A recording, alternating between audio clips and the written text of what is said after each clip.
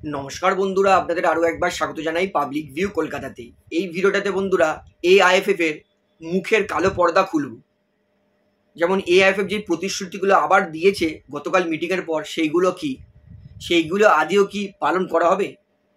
বাংলাদেশ দল তারা ফুটবলের র্যাঙ্কিংয়ে উন্নতি করছে, আমাদের ভারতের তাহলে কি হবে? আরও একবার কি আমরা আইএসএল ভিআর ছাড়াই তাহলে খেলবো? ভারতীয় ফুটবল উন্নতির অনেকটা কি দায়ী এফএসডিএল? কি বলছে এআইএফএফ? তার মানে কি আইএসএল ক্লাবরা শুধরাবে না? ইন্ডিয়া আন্ডার-23 টিম যে 7-0 প্র্যাকটিস ম্যাচ জিতলো, তার আপডেট দেওয়ার আছে। ইস্ট বেঙ্গল দলের আপডেট দেওয়ার আছে, মোহনবাগান দলের আপডেট দেওয়া আছে, কেরালা ব্লাস্টার দলের আপডেট দেওয়ার আছে। তাই বন্ধুরা বলতে পারি ভিডিওটা গুরুত্বপূর্ণ হবে, শেষ পর্যন্ত দেখবেন। এবং যারা চ্যানেল নতুন আছেন সবাইকে একটাই অনুরোধ করে রাখবো, যেহেতু এইখানে আপনারা খেলার সমস্ত রকম আপডেটস পেয়ে যাবেন, তারা অবশ্যই পাবলিক ভিউ কলকাতা চ্যানেলটিকে সাবস্ক্রাইব করে বেল আইকন প্রেস করে অল করে রাখবেন। ভিডিওটা শুরু করার আগে বলে রাখি, যদি আপনারা এআইএফএফ কে সাপোর্ট করেন বা এআইএফএফ এর এই ভাঁওতা প্রতিশ্রুতিতে বিশ্বাস করেন, তাহলে কিন্তু এই ভিডিওটা আপনাদের জন্য নয়। কারণ এই ভিডিওতে আপনাদেরকে এআইএফএফ এর যে কিছু ভাঁওতা প্রতিশ্রুতি, কিছু কালো মুখোশ, সেটা কিন্তু খুলবো। প্রথমত বলি, গতকাল আমরা দেখেছি এআইএফএফ একটা মিটিং করেছিল, সেই মিটিংয়ে আরও নতুন কিছু প্রতিশ্রুতির প্রমিস আমাদের সঙ্গে করেছে।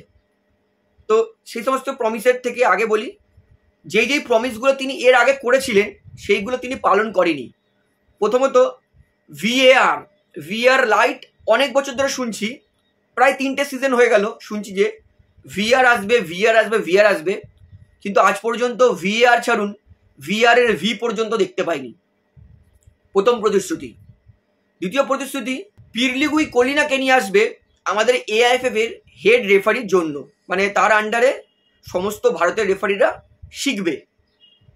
তো ভালো কথা, যাক, আমাদের রেফারির তো কিছুদিন পর ভালো হবে রে, সেটা অপেক্ষায় বসে, সেটাও হলো না, ঠিক আছে। তারপরে বলল ফিফা সন্তোষ ট্রফি হবে, মানে ফিফার লেভেলে যাচ্ছে সন্তোষ ট্রফিটা, খুবই ভালো কথা। সন্তোষ ট্রফির মান বাড়বে, আরও মানুষ দেখবে সন্তোষ ট্রফি, সেটাও আজ পর্যন্ত হলো না। কিছুদিন আগেই বলেছিল যে FIFA 2034, FIFA 2034 Saudi Arabia organise করবে এবং 10টা ম্যাচ ভারত অর্গানাইজ করবে। ভাই, মন তো দারুণ খুশি লেগেছিল যে ফিফা ওয়ার্ল্ড কাপ, সিনিয়র লেভেলের ওয়ার্ল্ড কাপ, 10টা ম্যাচ ভারতে অর্গানাইজ হবে, মানে আমাদের দেখার সুযোগ পাবো একটা। সেটা আজ পর্যন্ত হলো না।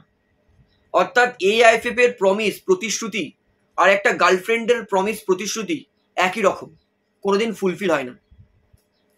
এবং গতকাল যে সমস্ত প্রমিসেস করেছে, তো আমি সেগুলো বলে লাভ নেই, কারণ এর আগেও এই সমস্ত প্রমিস করেছিল, আমি আপনাদেরকে বলেছিলাম যে এইগুলো হতে চলেছে, সেইগুলো হয়নি। আপনারা কি সরাসরি এআইএফএফ কে বলতে পারেননি, কারণ বলার জায়গা নেই। আমি বলেছিলাম, আপনারা আমাকে যে ঝাড় দিয়েছেন ভাই, আমি সেটা জানি। এআইএফএফ যেটা বলে সেটাই আমি আপনাদেরকে বলি।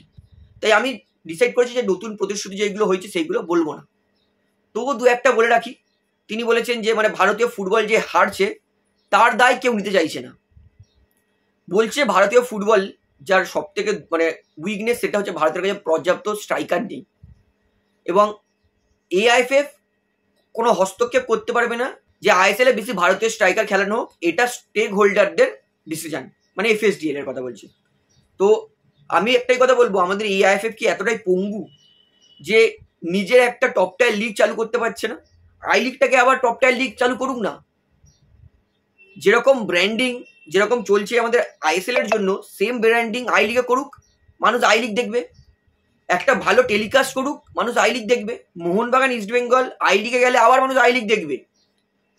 তো ওটাই আমি বলতে চাই যে ঠিক আছে, মানছি এফএসডিএল তাদের হাতে আছে ভারতের স্ট্রাইকার মানে বিদেশি স্ট্রাইকার কমাবে কি কমাবে না, কিন্তু আই লিগ তো আপনার হাতে আছে। আই লিগে কটা ভারতীয় স্ট্রাইকার খেলছে আপফ্রন্টে? এই সমস্ত মানে কি বলবো আর। তারপরে বলেছে 33টা ওসিআই প্লেয়ার্স মানে তৈরি আছে এবং ভারত সরকার পারমিশন দিলেই তারা খেলবে। আমি কিছুদিন আগে একটা আর্টিকেল বেরিয়েছিল, সেখানে বলেছিল যে প্রায় এটা হয়ে গেছে যে ওসিআই প্লেয়াররা ভারতে খেলতে আসবে। এখন বলছে, এখন আবার নতুন শুনলাম যে কথাবার্তা চলছে। তো এবার বুঝে নিন এটা সত্যি না মিথ্যে, বা কতটা কি হতে পারে। এখন শুনছি 29শে জুন একটা মিটিং হবে, সেই মিটিংয়ে ডিসাইড করা হবে যে মনোলো মার্কোয়েসকে ছাড়বে কি ছাড়বে না। মানে একটা লোক সে ডিসাইড করে নিয়েছে যে আমি কাজ করব না, তাকে জোর জবরদস্তি কাজ করবে কি করবে না এইটার জন্য মিটিং হবে। মানে এত ভালো মালিক আমি কোনোদিন দেখিনি, যেখানে এমপ্লয়ি কাজ ছেড়ে দেওয়ার চেষ্টা করছে কিন্তু মালিক কাজ থেকে বের করতে চাইছে না। তো এইটাই এই জন্যই বলছিলাম যে যারা এআইএফএফকে ভালোবাসে বা এখনো ভরসা রাখছে এই সমস্ত প্রমিসের ওপরে, তো এই ভিডিওটা কিন্তু তাদের জন্য নয়।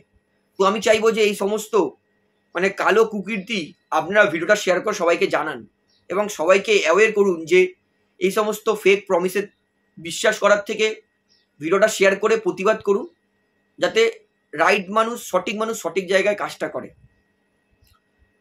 তো আপনার এই বিষয়ে বক্তব্য কি আমাকে অবশ্যই কমেন্টে জানাবেন।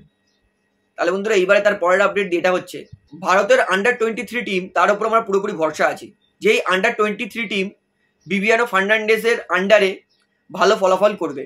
কারণ বিদেশি কোচ আমরা দেখে নিয়েছি, ভারতীয় কোচ বিবিয়ানো ফার্নান্ডেস অনেক ভালো। তাই এই কোচ গতকাল প্র্যাকটিস ম্যাচে কালীঘাট এমএসকে 7-0 গোলে হারিয়েছে। যেরকম খেলা দেখতে চেয়েছিলাম সিনিয়র দলের থেকে, সেরকম খেলেছে আমাদের জুনিয়র দল আন্ডার-23 টিম। আশা করছি আমাদের আন্ডার-23 টিম অনেক ভালো রেজাল্ট করবে। এইবারে আপনাদেরকে বলি, ইস্ট বেঙ্গল ম্যানেজমেন্ট তারা ডিমিট্রিয়াস ডিয়ামান্টাকসকে রেখে দেবে এবং তার সঙ্গেই ইস্ট বেঙ্গল আরও এক নতুন বিদেশি নম্বর 9 মানে আরও এক স্ট্রাইকার নিয়ে আসবে আপকামিং সিজনের জন্য। অর্থাৎ ডিমিট্রিয়াস ডিয়ামান্টাকস এবং আরও এক বিদেশি কিন্তু থাকবে ইস্ট বেঙ্গলের আপকামিং স্ট্রাইকার। অর্থাৎ নিতুদা যে বলছিল যে ভারতীয় স্ট্রাইকার, ভারতীয় প্লেয়ারের কথা, ভারতীয় কোচের কথা, তারাও কিন্তু দুটো বিদেশি স্ট্রাইকারই নিয়ে আসছে। তো এর থেকে বোঝা যাচ্ছে যে যে সমস্ত ভারতীয় স্ট্রাইকার আছে তারা হয়তো চান্স পাবে না ইস্ট বেঙ্গল দলের হয়ে আইএসএল খেলার জন্য, যেটা খুবই স্যাড রিয়ালিটি। কিন্তু ইস্ট বেঙ্গলের জন্য ভালো যে তাদের দলটা দুটো বিদেশি স্ট্রাইকার আনছে, তারা ভালো গোল করবে আশা করি। এইবারে বলি, বাংলাদেশ দল ফুটবলে দিন দিন দারুণ উন্নতি করেছে এবং সত্যি ভালো লাগছে যে একটা নিচের দিকের দল এত ভালো প্রোগ্রেস করেছে। 3 ম্যাচ হামজা চৌধুরী খেলেছে, সেই 3 ম্যাচ বাংলাদেশ ধরাছোঁয়ার বাইরে পারফরমেন্স করেছে। বাংলাদেশ ফুটবল টিম তাদের র্যাঙ্কিং ছিল 188, 3 ম্যাচ পর বাংলাদেশের ফুটবল র্যাঙ্কিং 183। এবং আমি এইটুকুনি শিওর আপকামিং 3-4টে ম্যাচ পরে 183 থেকে বাংলাদেশ 170-এর ঘরে চলে যাবে। আরও 3-4টে ম্যাচ পরে বাংলাদেশ 150-এর ঘরে চলে যাবে। এইটুকুনি বলে রাখছি যে আপকামিং 1-2 বছরের মধ্যে বাংলাদেশ 110-20 র্যাঙ্কের মধ্যে কিন্তু ঢুকে যেতে পারে। কারণ বাংলাদেশ যেইভাবে ফুটবলে অগ্রগতি উন্নতির দিকে যাচ্ছে, আমি মনে করি বাংলাদেশ দল কিন্তু খুবই তাড়াতাড়ি ফুটবলে দারুণ উন্নতি করবে, তো এক ফোঁটাও সন্দেহ নেই। আর উল্টো দিকে আমাদের ভারত যে উন্নতি ছাড়ুন অবনতির দিকে ক্রমশ এগিয়ে যাচ্ছে। মানে মানুষ উন্নতির দিকে ক্রমশ এগিয়ে যায়, আমাদের ভারত অবনতির দিকে ক্রমশ এগিয়ে যাচ্ছে।